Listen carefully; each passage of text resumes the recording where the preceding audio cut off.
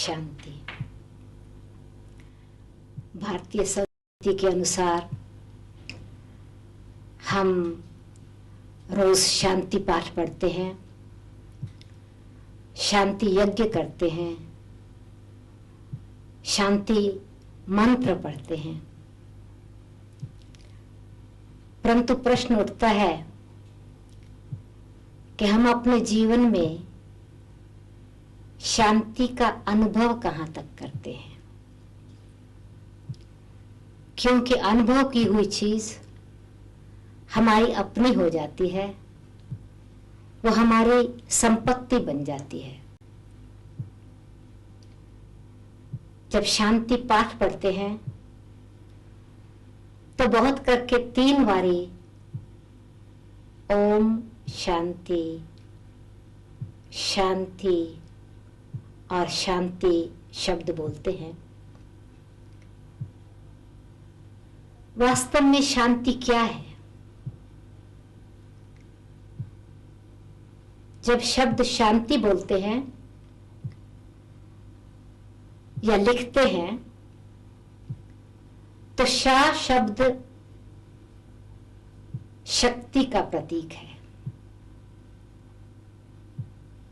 और आ आत्मिक अनुभव।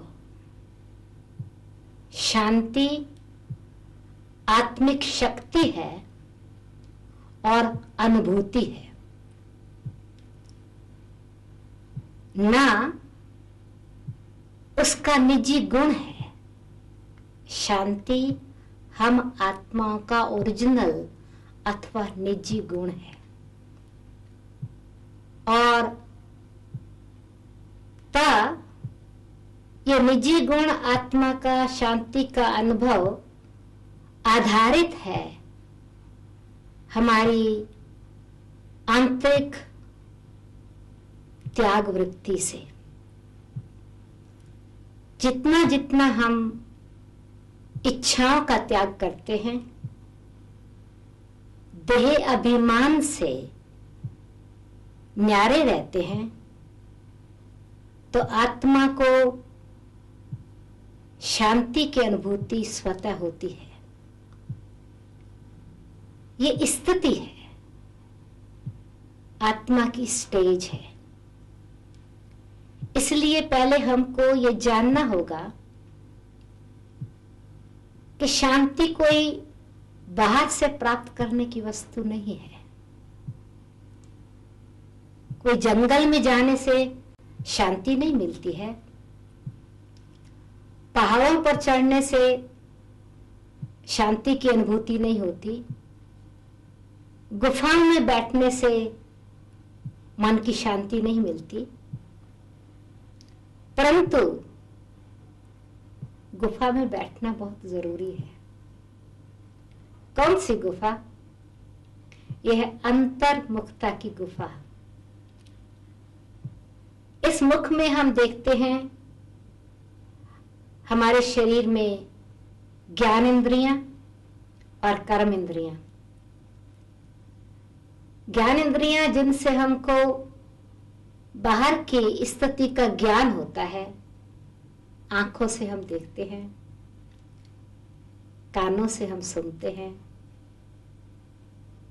मुख से हम बोलते अथवा जिह्वा से स्वाद लेते हैं, नाक से सूंघते हैं, शरीर से कोई भी त्वचा से टच करते हैं, तो इनको ज्ञान इंद्रिय कहा जाता है। तो शरीर में, मुख में जो बाहर की इंद्रियां हैं, इससे किस प्रकार से हमने बाहर के वातावरण को अंदर लिया, वो हमारी शांति पर असर डालता है। आपने कोई चीज देखी, आपको पसंद नहीं आई, नफरत की दृष्टि से देखी, घृणा भाव से देखा, या कानों ने कुछ अशुद्ध शब्द सुने, या गॉसिप में तेरी मेरी निंदा में इंटरेस्ट लेना शुरू किया, तो ये मुख की इंद्रियां आंतरिक शक्ति को भंग कर देती है। ये जरूरी है, इन कर्म इंद्रियों में से, ज्ञान इंद्रियों में से यदि एक भी इंद्री, एक भी अंग यदि ठीक काम नहीं कर रहा हो तो शरीर की संपूर्णता नहीं कही जाती। पर मेरा कहने का मतलब यह है कि बाहर की गुफा में बैठने से शांति नहीं, परंतु आंतरिक स्थिति में अंतर्मुखता की गुफा में बैठने से शांति का अनुभव होता है, जिसमें हम अपनी आत्मा का दीवा जगा करके बैठते हैं।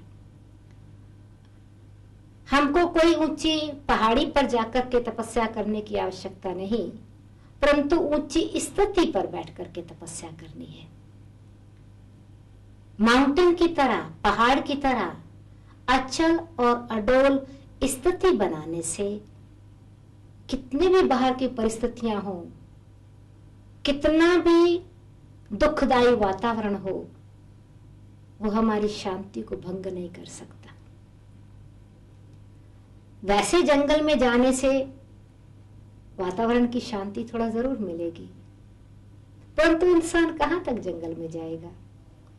यदि हर कोई शांति की अनुभूति के लिए घर छोड़कर के जंगल में चला जावे तो एक समय ऐसा आएगा जो जंगल शहर बन जाएगा और शहर जंगल बन जाएगा। परंतु सचमुच देखा जाए तो आज सारा संसार जंगल ही तो बन चुका है। जैसे जंगल में जंगली जानवरों से मनुष्य को डर लगता है, कांटे चुभते हैं, अंधकार छाया रहता है, इसी प्रकार आज हमारे जीवन में कितनी हिंसा वृत्ति हो गई है। पशु भी इतना हिंसक नहीं जितना कि इंसान के प्रति हिंसा भाव रखता है, वैर विरोध का भाव रखता है। तो इस जंगल में रहते हुए हमको अपने जीवन को मंगलमय बनाना है, इसीलिए आत्मिक शक्ति को जागृत करने की आवश्यकता है। तो शांति आत्मा की शक्ति है, उस सोई हुई शक्ति को जगाना है।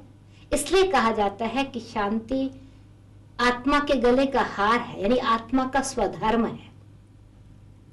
जैसे बहुत लोग कहानी सुनाते हैं कि एक रानी के गले का हार गुम हो गया था और उसने बहुत बाहर ढूंढने की कोशिश की, परंतु हार नहीं मिला।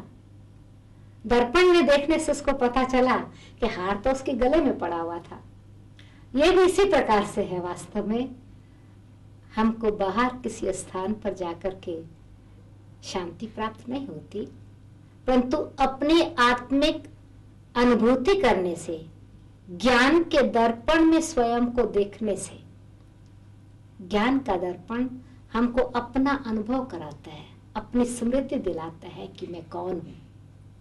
जिस प्रकार से हम बाहरी दर्पण में देखते हैं, हमारे शरीर में, हमारे मुख पर कोई दाग तो नहीं है, और वही दर्पण हमको ये भी अनुभव कराता है कि हम अपने शरीर का श्रृंगार भी कर सकते, मुख का श्रृंगार भी कर सकते।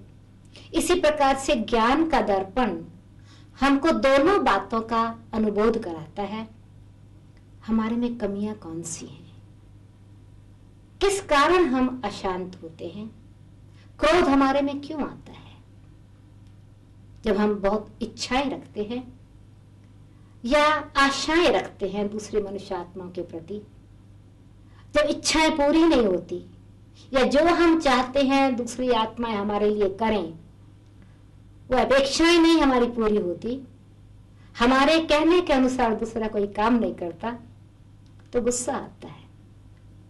परंतु ज्ञान कहता है, ज्ञान का दर्पण हमको अपनी ओर इशारा करता है कि हम समझ से काम लें। यदि हम मनुष्य आत्मा की शक्ति को देख नहीं रहे, हम उनकी कैपेसिटी को नहीं देखते और हम एक्सपेक्टेशंस बहुत रखते हैं, तो किस बेचारे के पास इतनी क्षमता ही नहीं है और उस क्षमता से ज्यादा हम उनसे काम करवाना चाहते हैं, तो वो जरूर रिएक्ट करेंगे और हमारे प्रति उनकी श्रद्धा नहीं रहेगी, उनकी भावना नहीं रहेगी और हमको फिर उनके प्रति विरोध भाव पैदा होगा और गुस्सा आएगा, अपनी शांति भंग हो जाएगी। इसका मतलब हमने अपनी आत्मिक शक्ति को नहीं देखा, उनकी शारीरिक और मानसिक शक्ति को भी नहीं देखा। तो शांति का आधार है शक्ति। कौन सी शक्ति? आत्मिक शक्ति। इसलिए पहले ये जानना होगा कि आत्मा क्या है। हमेशा जब हम शांति शब्द प्रयोग करते हैं तो कहा जाता है मन की शांति, शरीर की शांति, हाथ पैरों की शांति, ऐसे नहीं कहा जाता। मेरे मन को शांति चाहिए। या कोई शरीर छोड़ करके चला जाता है तो हम कहते हैं, हे परमात्मा, इनकी आत्मा को शांति देना। तो आत्मा से संबंधित शांति ये गुण है आत्मा का, और मन आत्मा की एक शक्ति है। आत्मा जब शरीर छोड़ करके चली जाती है तो शरीर तो सारा यहीं पड़ा होता है, हृदय है परंतु फीलिंग्स नहीं है, उसमें भावनाएं नहीं है, धड़कन नहीं है शरीर में, बाकी हृदय में हृदय है। तो मन आत्मा की सूक्ष्म शक्ति है, हृदय शरीर का अंग है। मन चला गया, हृदय ने काम करना बंद कर दिया। फिर शरीर में बुद्धि तो है, जब आत्मा शरीर में बैठी है तो बुद्धि काम कर रही है, और आत्मा शरीर से जब चली गई तो दिमाग तो फिर भी शरीर में है, ब्रेन तो है, परंतु समझ नहीं है, विवेक नहीं है, स्मृति नहीं है, यादगार कुछ नहीं है। तो इसका मतलब है बुद्धि आत्मा की शक्ति है और दिमाग अथवा ब्रेन ये शरीर का एक अंग है, मशीनरी का एक अंग है। इसी प्रकार से सारी कर्म इंद्रियां हैं, आंख, मुंह, नाक, कान, हाथ पैर सब कुछ है, परंतु एक्सप्रेशन उसमें नहीं है, उसमें बोलचाल या मूवमेंट नहीं है, हलचल नहीं है, अंग कोई भी कार्य नहीं कर रहा है। तो ये एक्सप्रेस करने वाली संस्कार शक्ति आत्मा के साथ गई। तो आत्मा क्या है? एक चैतन्य शक्ति है। मन, बुद्धि और संस्कार, इन तीन शक्तियों का नाम कंबाइंड रूप में इसको आत्मा कहा जाता है अथवा ज्योति कहा जाता है। तो मनुष्य शांति पाठ करते समय ज्योति का ध्यान करते हैं, अथवा मंदिर में भगवान का ध्यान करते समय दीवा जगाते हैं और कहते हैं थोड़ी देर के लिए हम ज्योति पर ध्यान करके शांति का अनुभव करें। तो एक ज्योति तो बाहर का प्रतीक है, दीवा जगाना, पर वास्तव में ये ज्योति आत्मा ज्योति से संबंधित है कि हम आत्मा एक चैतन्य ज्योति हैं। तो जैसे मैंने बताया कि मन, बुद्धि, संस्कार ये तीनों शक्तियों का कंबाइंड रूप आत्मा है। जैसे दीवा जगता है तो दीवा जगते ही आप देखेंगे तो पहली चीज क्या आपने देखी? प्रकाश, लाइट। लाइट आते ही दूसरी चीज उस लाइट में कौन सी समाई हुई है? जो प्रकाश में ही समाई हुई है। तो आप देखेंगे अगर आप उस पर उंगली रखेंगे लाइट पर तो आपको हीट महसूस होगा, आग, प्रकाश के साथ साथ आग, गर्मी महसूस होगी। तो दूसरा गुण लाइट का है अग्नि, और तीसरा उसका है रूप, फॉर्म, ज्योति, रूप। दीवा बुझ गया तो तीनों चीज चली गई, लाइट, उसके अंदर जो अग्नि, गर्मी, और उसका ज्योति का लौ का रूप। इसी प्रकार से आत्मा जब शरीर से निकल जाती है तो आत्मा अपना मन भी साथ ले गई, बुद्धि भी और संस्कार भी ले गई। इसलिए कहते हैं जब कोई जन्म लेता है तो कहते हैं पिछले जन्म के संस्कार आत्मा लेकर के आई, संस्कार अनुसार ही हम फिर नया जन्म लेते हैं। तो मन की शांति में बता रही थी कि मन की शांति कहा जाता है कि हे परमात्मा, इनकी आत्मा को शांति दो।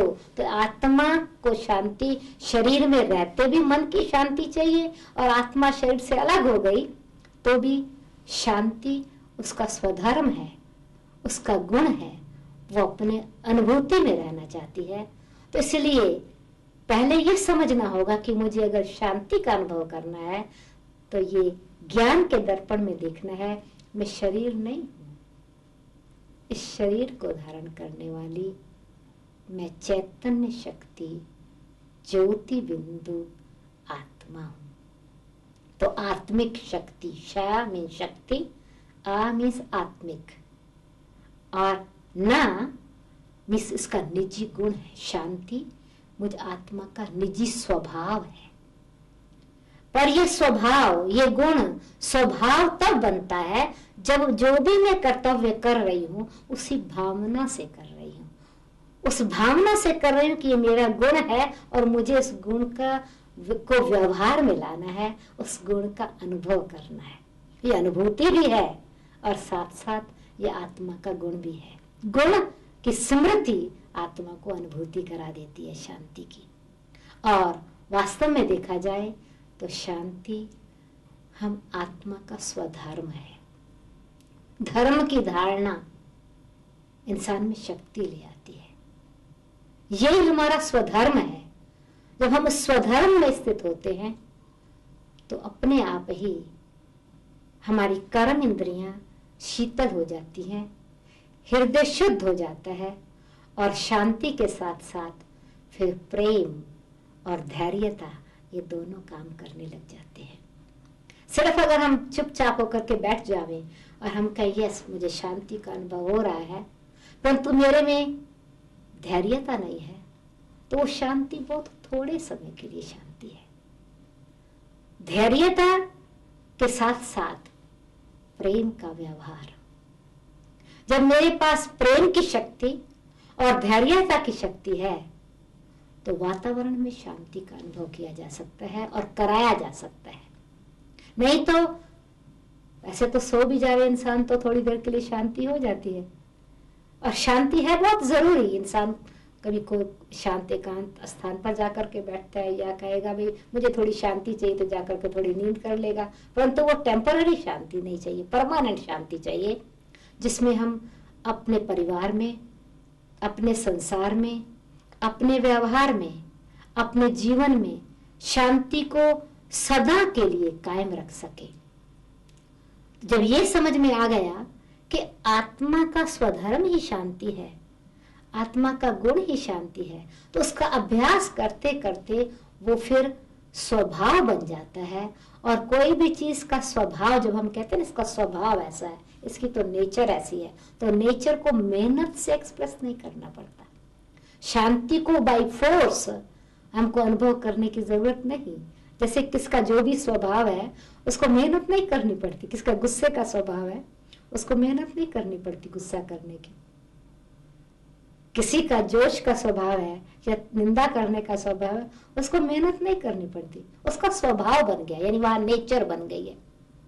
इसी प्रकार से जब हम आत्माएं इस बात को समझ लेंगे कि मुझे आत्मा का निजी स्वभाव ही शांत है, तो हम धैर्यता से और प्रेम से अपने अंदर भी शांति रख सकेंगे और दूसरों के साथ व्यवहार भी उसी तरह से कर सकेंगे।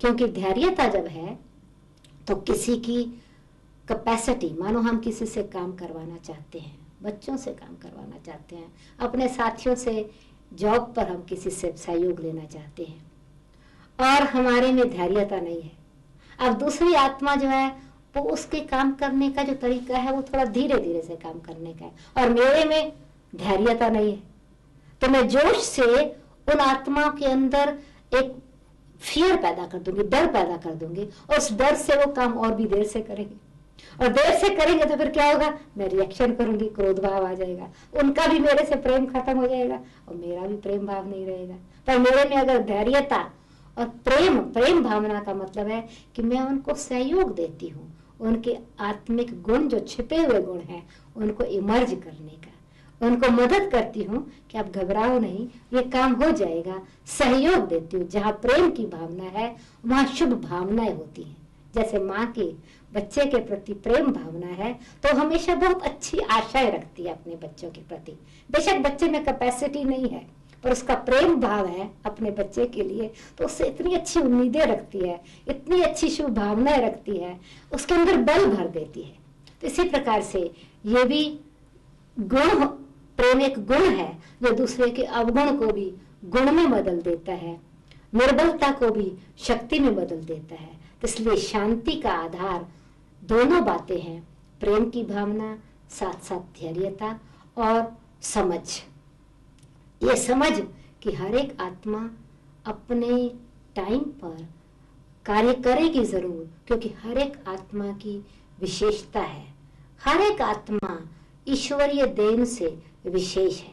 तो जब हम आत्मिक भाव से उनकी विशेषताओं को देखते हैं तो हम जल्दी अपसेट नहीं होते, एंड इसीलिए शांति हमारी फिर शक्ति बन जाती है। और उस शक्ति के प्रकंपन, उस शक्ति के वाइब्रेशंस फिर वातावरण में फैलते हैं। उससे क्या होता है कि हमारे अंदर एकाग्रता आ जाती है, क्योंकि जब शांति नहीं है, जोश आ जाता है, तो निर्णय शक्ति भंग हो जाती है, निर्णय शक्ति कुंठित हो जाती है। और क्रोध में इंसान ऐसा काम कर लेता है जो करना नहीं चाहिए, ऐसे बोल देता है जो दूसरे को दुख देता है, ऐसा व्यवहार कर लेता है तो उसको पीछे पश्चाताप होता रहता है। करना नहीं चाहता, ऐसा नहीं कि वो इच्छा से करता है, परंतु क्योंकि निर्णय शक्ति ने काम करना बंद कर दिया, रॉन्ग निर्णय हुआ, तो मनुष्य को इतना दुख दे देते हैं जो कत्ल तक कर देते हैं, फिर जेल में जाना पड़ता है। न केवल खुद दुखी होते हैं सारी उम्र, परंतु उनका परिवार दुखी होता है, उनका सारा समाज की जो समाज में रिस्पेक्ट है वो खत्म हो जाती है। तो जब हमको ये पता हो कि ये शांति मेरा स्वमान है, मुझे अगर अपने जीवन में स्वमान रखना है तो शांति के मान में रहना है, शांति की अनुभूति में रहना है। वैसे इंसान, हर एक इंसान को रिस्पेक्ट जरूर चाहिए, पर रिस्पेक्ट मांगने से नहीं मिलती है। मांगने से तो इंसान और ही भिखारी बन जाता है।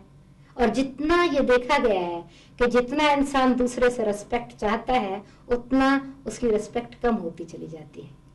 और अगर स्वमान में यानी सेल्फ रिस्पेक्ट में रहता है, आत्मिक स्थिति में स्थित रहता है, तो दूसरी आत्माएं उसको महत्व देती हैं, उन विशेषताओं को समझती हैं और स्वमान स्वतः ही प्राप्त होता है। तो शांति मुझ आत्मा का स्वधर्म है, ये मुझ आत्मा का स्वमान है। क्यों? कि मैं भगवान की संतान हूँ, तो इतने ऊंचे पिता परमात्मा की मैं संतान हूँ। तो जिसकी मैं संतान हूँ, सर्वशक्तिवान की मैं संतान हूँ, तो मेरा पिता शांति का सागर है, मैं उसकी संतान अशांत और गुस्से वाली क्यों बनूं? इसको कहा जाता है स्वमान। जैसे कुल का मान, जैसे कोई अच्छे कुल में पैदा होता है तो कहते हैं कुल का मान तो रखो, कोई राजकुल में पैदा होता है तो कहते हैं राजाई कुल का मान तो रखो। जैसे जैसे कुल में कोई इंसान पैदा होता है तो उसको कुल की मान रखने की शिक्षा मिलती है।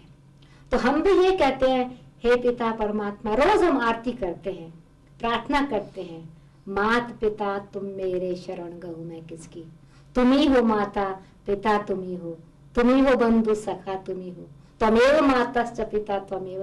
भिन्न भिन्न रीति से हम परमात्मा को अपना माता पिता कह करके संबोधित करते हैं।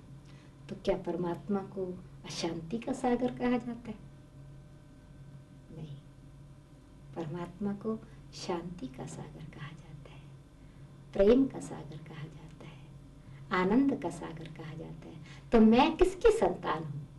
मैं आत्मा परम पिता परम आत्मा की संतान हूँ। तो मुझे पिता के कुल की, अपने ईश्वरीय कुल की लाज रखनी है, तो उस आधार से भी अपने पर अटेंशन रखते हैं, अपने दिव्य दर्पण में देखते हैं कि मैं गुस्सा क्यों करूं, ये तो मैं अपने कुल को दाग लगा रही हूँ या अपनी भी रिस्पेक्ट खत्म कर रही हूँ। और वास्तव में अगर आप गहराई से देखें, आपके जीवन का ये रोज का अनुभव होगा, अशांति हम कोई चाहते नहीं है, ना हमको अच्छी लगती है। गुस्सा किसी को भी अच्छा नहीं लगता है। यानी भूल से भी कभी आपने गुस्सा कर लिया या किसी को खराब शब्द बोल दिए तो आपने शब्द एक बार ही सिर्फ गुस्सा किया है, 1 मिनट का गुस्सा किया होगा, और 1 मिनट के गुस्से का पश्चाताप इतना ज्यादा है जो सारा दिन आपको वो ख्याल होता रहेगा, ये मैंने गुस्सा क्यों किया, मैंने ठीक नहीं किया, ये बहुत खराब बात थी। आपको अंदर पश्चाताप होता रहेगा और बार बार वो सीन आपके सामने आता रहेगा, ये आपने क्यों किया। तो आपका माइंड अपसेट है, किस लिए कि आपने गुस्सा किया, या दूसरा आप पर गुस्सा करते हैं तो आपका माइंड अपसेट हो जाता है। तो अगर गुस्सा अच्छी चीज होती, या हमारा निजी स्वभाव होता, या हमारे कुल की शान होती, तो फिर कोई दूसरा हम पर गुस्सा करे, हम बड़े खुश हैं, आपने बहुत अच्छा गुस्सा किया, मेरे पर और भी थोड़ा गुस्सा करो। और या मैं किसी पर गुस्सा करूं, मुझे बड़ा रिस्पेक्ट पैदा हो, यहाँ मैंने बहुत अच्छा गुस्सा किया। ना खुद को गुस्सा अच्छा लगता है, ना दूसरे का किया हुआ गुस्सा खुद पर अच्छा लगता है, पश्चाताप होता है। इससे सिद्ध है कि मेरा निजी गुण गुस्सा नहीं है, अशांति नहीं है, हमारा निजी गुण शांति है। और ये आत्मा की स्थिति, आत्मिक स्थिति में हम स्थित होते हैं, तब होता है परिस्थिति के वश हम गुस्सा कर लेते हैं। आप कहेंगे बहन जी ऐसा हम कहते हैं हमारा निजी गुण है, हम मानते हैं, परंतु बार बार तो अशांति हो जाती है, बार बार तो गुस्सा आ जाता है। हमारा वास्तव में गुण है परंतु कर्म में तो नहीं दिखाई पड़ता है। वास्तव में देखा जाए तो ये शांति के साथ हमको एक चीज का और ध्यान रखना है, जिससे शांति सदा अपने स्वधर्म में रहती है। और शांति का आधार जैसे हमने बताया प्रेम और धैर्यता, व्यवहार में दूसरों के साथ जरूरी है। ऐसे शांति का गुण काम तब करता है जब हम ये ध्यान रखते हैं कि हम पवित्रता के सागर, पतित पावन परम पिता परमात्मा की संतान, पवित्र आत्मा है, शुद्ध आत्मा है। और शुद्धि हमारा गुण है, ये हमारा नेचुरल स्वभाव है। अशुद्धि आती है तो आत्मा में अपवित्रता आने से, अशुद्धि आने से क्रोध आता है। अशुद्धि क्या है? ये देह का अभिमान, आत्मा के अंदर शरीर का भान। जैसे पानी है, उसका अपना गुण ठंडा है, उसमें आप हाथ डालो आपका हाथ ठंडा हो जाएगा। वही ठंडा पानी आप अंगीठी पर रखो, आप उसमें हाथ डालो गर्म हो जाएगा। अब आपका हाथ जलने लगा, कोई कहता पानी का गुण तो ठंडा है, पर पानी, आप कहते हाथ जला रहा है, गुण ठंडा कैसे है पानी का? पर वास्तव में देखा जाए तो आग के कारण पानी गर्म हुआ और आपका हाथ जला रहा है। आग को स्विच ऑफ कर दीजिए, बुझाइए, या पानी आग से उतार दीजिए, क्या होगा? पानी ठंडा हो जाएगा। अपना उसका निजी गुण फिर शीतलता हो गया। इसी प्रकार से तो शुद्धि का मतलब है आत्मा प्रकृति के प्रभाव से परे, देह के अभिमान से परे, अहंकार से परे। तो जब भी कभी गुस्सा आवे तो फौरन समझो अंगीठी पर बैठा हुआ, उतर जाओ अंगीठी से, स्विच ऑफ कर दो देह के भान को। मैं फलाना हूँ, मैं माँ हूँ, मैं सास हूँ, मैं बॉस हूँ, मैं डॉक्टर हूँ, मैं वकील हूँ। नहीं, मैं शरीर नहीं हूँ। शरीर में रहने वाली मैं चैतन्य शक्ति आत्मा हूँ। जब ऐसे आत्मिक स्थिति में स्थित होते हैं तो उसकी शक्ति, शांति, निजी गुण अनुभव में आने लगते हैं और अशांति का त्याग हो जाता है और स्थिति सदा के लिए शुद्ध और शांत बन जाती है। ओम शांति।